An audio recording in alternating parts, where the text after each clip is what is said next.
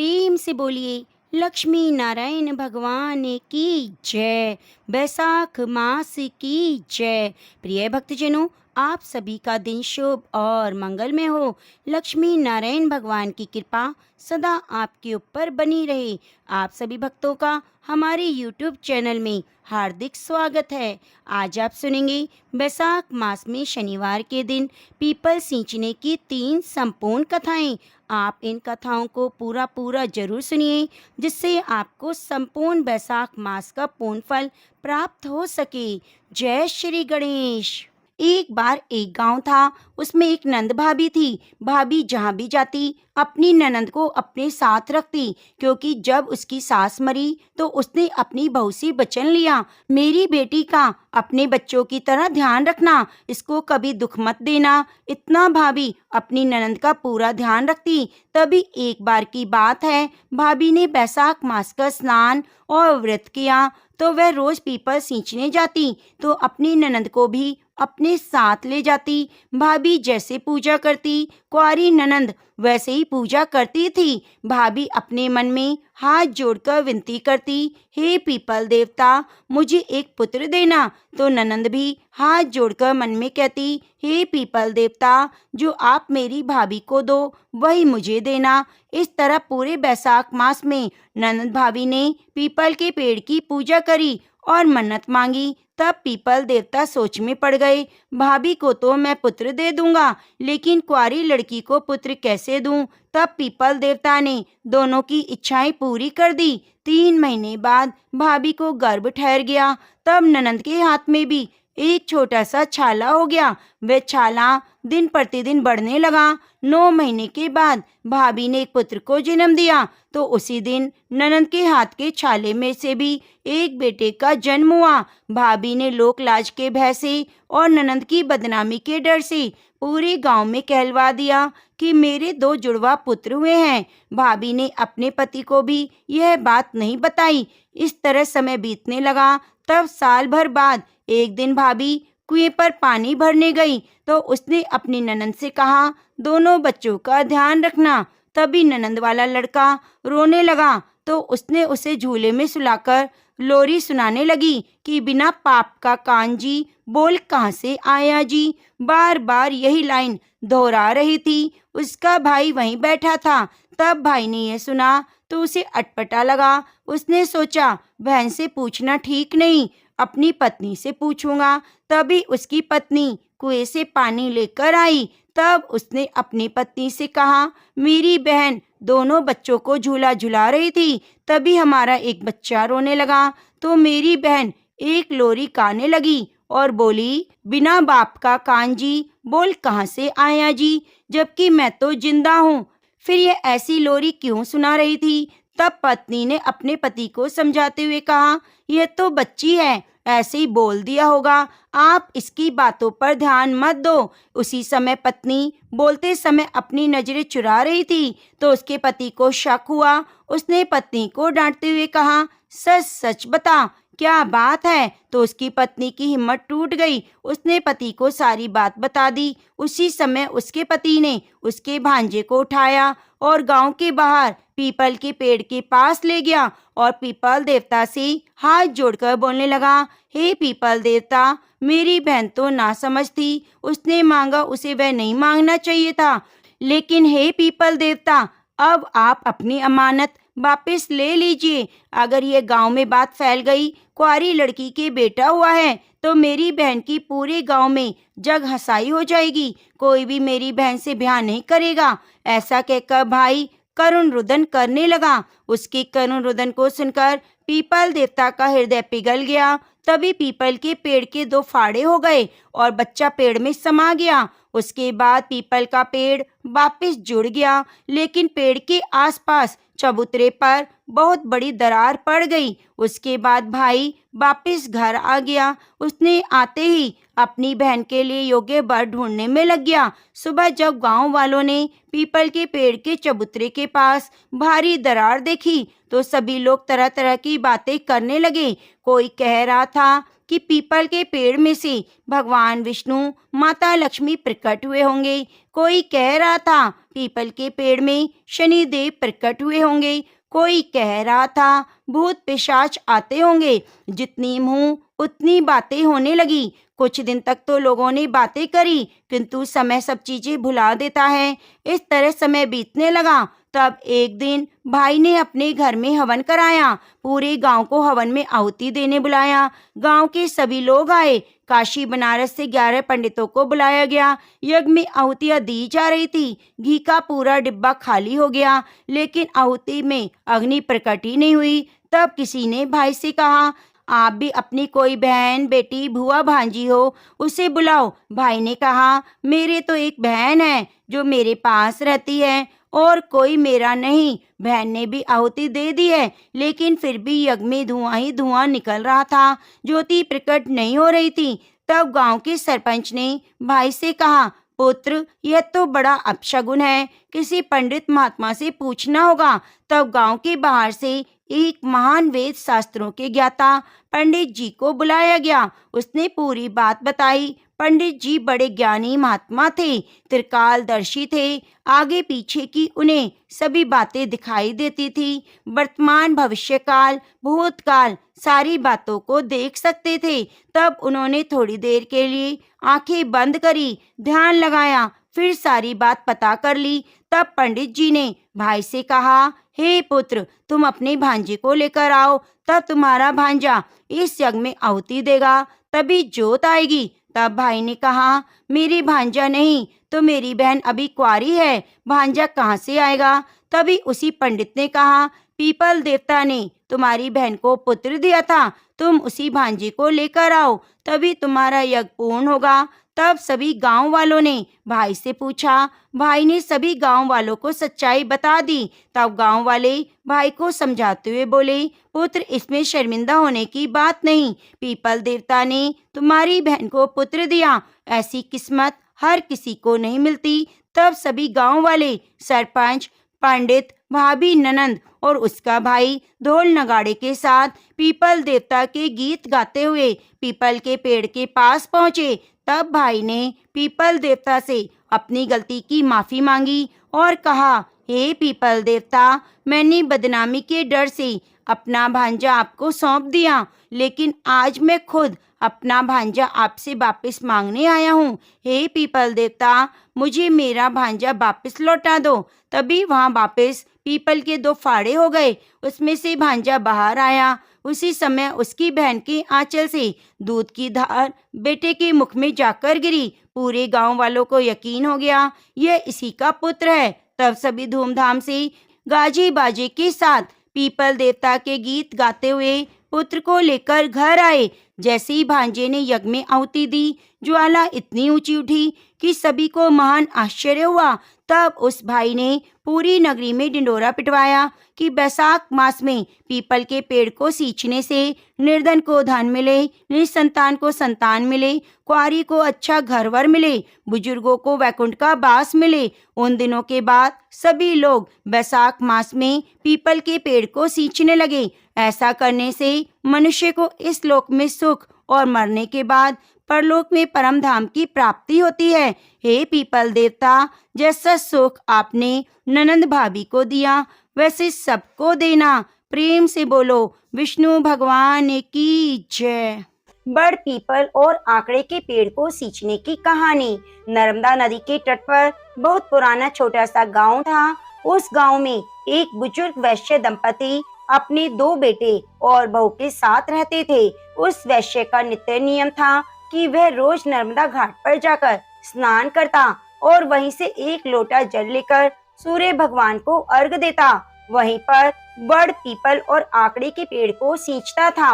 एक बार की बात है, बैसाख मास लगने वाला था तो वैश्य ने अपनी पत्नी से कहा कि भगवान, मेरी तबीयत कुछ दिनों में ठीक नहीं, कल से बैसाख मास लगने वाला है, मुझे लगता है कि मेरा नर्मदा पर जाकर स्नान करने का नियम टूट जाएगा। तब उस वैश्य की पत्नी ने अपने पति से कहा, आप इतने दुखी और परेशान क्यों होते हैं? भगवान की कृपा से हमारे 2 बेटे और बहू हैं। आप दोनों बेटे और बहू से कह दो, उनमें से कोई ना कोई आपको नर्मदा नदी पर जरा सा पानी लाकर आपको दे देगा। तो वैश्य बोला कि इस बार मेरा मन करता है कि हम जोड़े से बैसाख स्नान करें। तब वैश्य की पत्नी बोली, आपने तो मेरे मन की बात कही, हम दोनों जरूर एक साथ जोड़े से स्नान करेंगे। तब वैश्य दंपति ने अपने दोनों छोटे बहू बेटों को अपने पास बुलाया और अपने मन की बात कही। वैश्य दंपति का बड़ा बेटा बोला, बाबूजी, आपको पता तो है कि मैं नौकरी के लिए दूसरे शहर में आता जाता हूँ। मुझे सवेरे ही 5 बजे घर से निकलना होता है, तो मैं काम नहीं कर पाऊंगा। बड़ी बहू बोली, माँ बाबूजी, मुझे भी सुबह सुबह इनका टिफिन तैयार करना होता है, तो मैं भी नर्मदा नदी से आपको पानी लाकर नहीं दे पाऊंगी, क्योंकि एक दिन की बात होती तो मैं निभा लेती, लेकिन पूरे बैसाख मास में यह नियम नहीं निभा पाऊंगी। तब वैश्य दंपति के छोटे बेटे और बहू बोले, माँ बाबूजी, आप चिंता मत कीजिए, हम दोनों ही आपके लिए एक पानी का घड़ा नर्मदा नदी के तट से लाकर दे देंगे। आप दोनों जरूर बैसाख स्नान करना। ऐसा कहकर दोनों बेटे बहू अपने कमरों में चले गए। इसके बाद वैश्य का छोटा बेटा अपनी पत्नी से बोला, सुशीला, मेरे मन में एक विचार आया कि जब हम दोनों नर्मदा के तट पर एक मटका पानी का लेने के लिए जाएंगे, तो क्यों ना हम भी दोनों बैसाख का स्नान कर लें। अब उसकी पत्नी ने कहा, यह बात तो आपने सही कही, हम दोनों भी जोड़े से स्नान करें। तब उन दोनों ने जाकर अपने माता पिता से कहा कि माँ बाबूजी, आपके साथ हम भी जोड़े से स्नान करेंगे। यह सुनकर वैश्य दंपति को बड़ी प्रसन्नता हुई। अगले दिन सुबह 4 बजे ही वैश्य दंपति के छोटे बेटे और बहू नर्मदा के घाट पर पहुंच गए। वैश्य के छोटे पुत्र ने मर्दाना घाट पर स्नान किया, पत्नी ने जनाना घाट पर स्नान किया और स्नान करने के बाद दोनों ही एक मटका पानी का लाकर अपने माता पिता को दे देते हैं। तब वैश्य दंपति ने चरु में से पहले एक लोटा जल निकालकर रख लिया, बाकी बचे हुए जल से स्नान किया, फिर लोटे के जल से सूर्य भगवान को अर्घ दिया, बड़ पीपल आकड़े के पेड़ को नर्मदा के जल से सींचा, पूजा की और 5 परिक्रमा की। पहले के जमानों में घरों के आंगन में ही बड़ पीपल, नीम और आकड़े के पेड़ हुआ करते थे। तब वैश्य दंपति जब स्नान कर लेता है तो छोटी बहू सुशीला उसके कपड़ों को धोकर आंगन में सुखा देती और फिर चाय नाश्ता बनाकर अपनी सासू को देती, खाना देती। इसी तरह पूरा बैसाख का मास बीत गया। जब बैसाख की पूर्णिमा का दिन आया तो वैश्य दंपति ने अपने छोटे बेटे और बहू से कहा, तुम दोनों ने भी हमारे साथ ही बैसाख मास का स्नान किया है, तो संपूर्ण फल पाने के लिए हमें 2 जोड़ा ब्राह्मण दंपति को भोजन कराना चाहिए। तब उन्होंने बहू से कहा कि बहू, तुम कल स्वादिष्ट खीर, मालपुए और कचौड़ी आदि बनाना, 2 जोड़ा ब्राह्मण दंपति को गांव से बुलाकर ले आना, हम उन्हें भोजन कराएंगे, कपड़े और दक्षिणा आदि देंगे। तब दोनों बेटा बहू बोले, माँ बाबूजी, जैसा आप चाहेंगे वैसा ही होगा।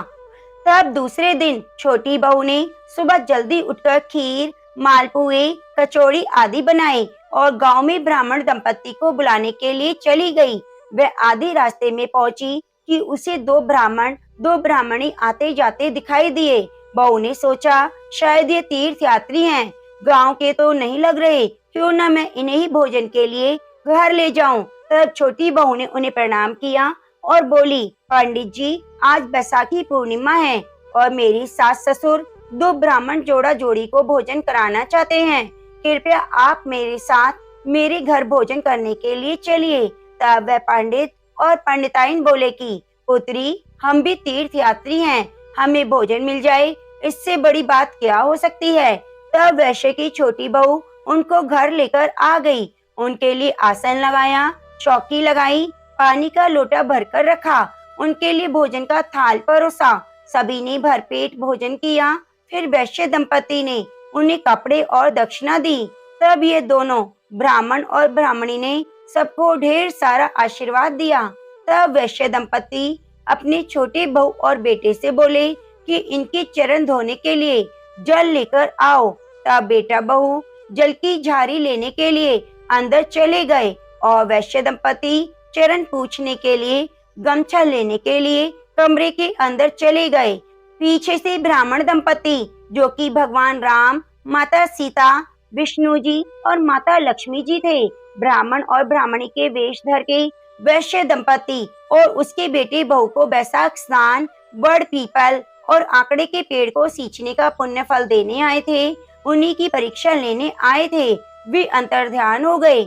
जैसे ही वैश्य दंपति और उनके बेटे बहू चौके में आए तो उन्हें कोई दिखाई नहीं दिया, लेकिन देखकर उनको आश्चर्य हुआ कि उनकी रसोई में अन्न धन की ढेरियां पड़ी हुई हैं। जैसे ही वैश्य दंपति ने चौकी हटाई तो उन्हें आश्चर्य हुआ। जहाँ भगवान राम और माता सीता बैठी थी, वहाँ भगवान राम के चरण धनुष के चिन्ह अंकित थे और माता सीता बैठी हुई थी, वहाँ सोने की मोहरों की थैली पड़ी थी। जहाँ विष्णु जी बैठे थे, वहाँ चक्र का चिन्ह था। जहाँ माता लक्ष्मी बैठी थी, वहाँ सोने चांदी की आभूषणों की ढेरियां थी। यह खबर पूरी गांव में फैल गई कि वैश्य दंपति के घर भगवान राम, माता सीता, विष्णु भगवान और माता लक्ष्मी जी प्रकट हुए हैं। तो वैश्य दंपति के घर लोगों के दर्शनों का तांता लग गया। जब वैश्य दंपति के बड़े बेटे बहू को पता चला तो उन्हें बहुत दुख हुआ कि अगर हम भी बैसाख स्नान करते, माँ बाबूजी के लिए नर्मदा का जल लाकर स्नान कराने को देते, तो आज हमें भी भगवान के दर्शन होते। उस दिन वैश्य दंपति ने पूरे गांव में ढिंडोरा पिटवा दिया कि पूरे बैसाख मास में स्नान करने से, बड़ पीपल आकड़े के पेड़ की पूजा करने से घर की दरिद्रता दूर हो जाती है, घर में अन्न धन की वृद्धि होती है। अगर पूरे मास में व्रत करना संभव नहीं तो स्नान करने के बाद बड़ पीपल और आकड़े की पूजा अवश्य करनी चाहिए। इससे घर की दरिद्रता दूर हो जाती है। हे बड़ पीपल देवता, हे बैसाख देवता, जैसा सुख आपने वैश्य दंपति और उसके छोटे बहू को दिया, बेटे को दिया, वैसे सबको देना। तो प्रेम से बोलिए लक्ष्मी नारायण भगवान की जय, सियावरी रामचंद्र भगवान की जय। प्रिय भक्तों, नारद जी कहते हैं, हे राजन, अब तुम बैसाख मास में पीपल सींचने की कथा का श्रवण करो। किसी नगर में एक राजा रहा करते थे। राजा की 2 रानियां थी। राजा की एक मुंहबोली बहन थी जो उन्हीं के पास रहती थी। राजा अपनी मुंहबोली बहन की सारी बातें मानते। राजा की जो बड़ी रानी थी वे बड़ी ही धार्मिक थी। बैसाख के महीने में ब्रह्म मुहूर्त में उठती, स्नान ध्यान के बाद बड़ पीपल आंकड़े की पूजा करती। छोटी रानी अपनी ननद की चापलूसी किया करती, क्योंकि वह सोचती राजा अपनी मुंहबोली बहन की सारी बातें मानते हैं और मैं भी इनकी बहन को खुश रखूंगी तो राजा मुझे अधिक प्रेम करेंगे। इसी कारण जब बैसाख का महीना आया तो बड़ी रानी बड़ पीपल आंकड़ा सींचने लगी। इसके लिए उसे महल से बाहर जाना पड़ता था। छोटी रानी यह सब देखकर ननंद के पास गई और बोली, भाई साहब, बड़ी रानी पता नहीं क्या जादू टोना करती है, दिन भर महल से बाहर रहती है। इस प्रकार वह बहन अपने भाई राजा के पास जाकर बोली कि भाई, बड़ी रानी बड़ पीपल आंकड़े की पूजा से जादू टोना करती है। आप सारे बड़ पीपल आंकड़े को कटवा दो, जिससे वह जादू टोना नहीं कर सकेगी। राजा ने अपनी बहन की बात मानकर अपने नौकर को भेजकर नगर के सारे बड़ पीपल कटवा दिए। यह सब बड़ी रानी को पता चला तो उसे बड़ा दुख हुआ। समय बीतता गया। जब दोबारा बैसाख का महीना आया तो बड़ी रानी बैसाख रविवार का व्रत करने लगी। उसने चूरमे के लड्डू बनाए। एक थाली में मोली, चावल, कुमकुम, कच्चा सूत, दीपक, गुड़, जल की झारी, मेहंदी, काजल और कपड़ा पूजा की सामग्री ली। बड़ पीपल आंकड़े की पूजा करने के लिए महल से बाहर निकल गई। पूरे नगर में घूमी, किंतु कहीं भी बड़ पीपल आंकड़े का पेड़ दिखाई नहीं दिया। वे घूमते घूमते जंगल की तरफ निकल गई। वहां से उन्हें पत्थर के नीचे दबा हुआ एक छोटा सा आंकड़े का पौधा दिखाई दिया। उसे देखकर खुश हुई। वहीं बैठकर आंकड़े की पूजा करना शुरू कर दिया।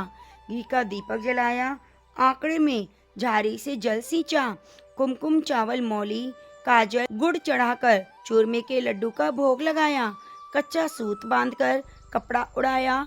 रानी ने राजा और प्रजा की खुशहाली की प्रार्थना की। इसके बाद वह अपने महल में लौट आई। समय बीतता गया। राजा को शिकार खेलने का बहुत शौक था। इसी प्रकार एक दिन वह शिकार खेलने के लिए निकले। जेठ का महीना था, बहुत तेज धूप थी, कोई शिकार नहीं मिल रहा था। राजा की सेवकों के पास जो कुछ भी खाने को था वह सब खत्म हो चुका था। पीने के लिए पानी भी नहीं बचा था। तेज गर्मी में भूख और प्यास से बेहाल हो गए। राजा ने अपने सिपाहियों को आदेश दिया कि पेड़ पर चढ़कर देखो, जरा आसपास कोई जल का स्रोत तो नहीं। सिपाही ने पेड़ पर चढ़कर देखा तो कुछ दूरी पर उसे पक्षी उड़ते दिखाई दिए। कुछ जानवर आसपास घूम रहे थे। फिर सिपाहियों ने राजा से कहा, हे महाराज, कुछ ही दूरी पर पशु पक्षी उड़ते दिखाई दे रहे हैं, वहाँ हमें पानी मिल सकता है। राजा अपने सिपाहियों के साथ उस स्थान पर पहुंचे। घने जंगल में आकड़े का पेड़ और तालाब था। रानी ने जिस आकड़े में जल सींचा, भगवान विष्णु की कृपा से वही आकड़ा घना हो गया था और जल का तालाब बन गया था। राजा और उसके सिपाहियों ने शीतल जल पीकर अपनी प्यास बुझाई और घोड़े को भी पानी पिलाया। फिर राजा ने देखा वह आकड़े के पेड़ के पास चूरमे के लड्डू हैं। उनको भूख लगी थी, इसलिए उन्होंने वे लड्डू खाए और अपनी भूख शांत की, परंतु चूरमा खत्म ही नहीं हुआ। उनको बड़ा आश्चर्य हुआ। सबने कहा, किसी की श्रद्धा भक्ति के पुण्य प्रताप से हमें यहाँ भोजन और पानी मिला है। फिर थोड़ी देर बाद आराम करके वे सभी महल में लौट आए। राजा ने अपनी दोनों रानियों से पूछा, तुम दोनों में से किसने आंकड़े की पूजा की? छोटी रानी ने मना कर दिया। फिर बड़ी रानी ने कहा, मैं बैसाख के महीने में बड़ पीपल आंकड़े की पूजा करती, परंतु इस बार आपने बड़ पीपल आंकड़े कटवा दिए। मुझे जंगल में छोटा सा आंकड़ा दिखाई दिया तो मैंने पूजा वहीं जाकर की। अब राजा को सद्बुद्धि आ गई। पूरे नगर में ढिंढोरा पिटवा दिया कि बैसाख के महीने में सभी श्रद्धालु अपनी श्रद्धा अनुसार बड़ पीपल आंकड़े में जल सींचे, पूजा करें, उनके सभी दुख दूर हो जाएंगे, सुख सौभाग्य ऐश्वर्य की प्राप्ति होगी।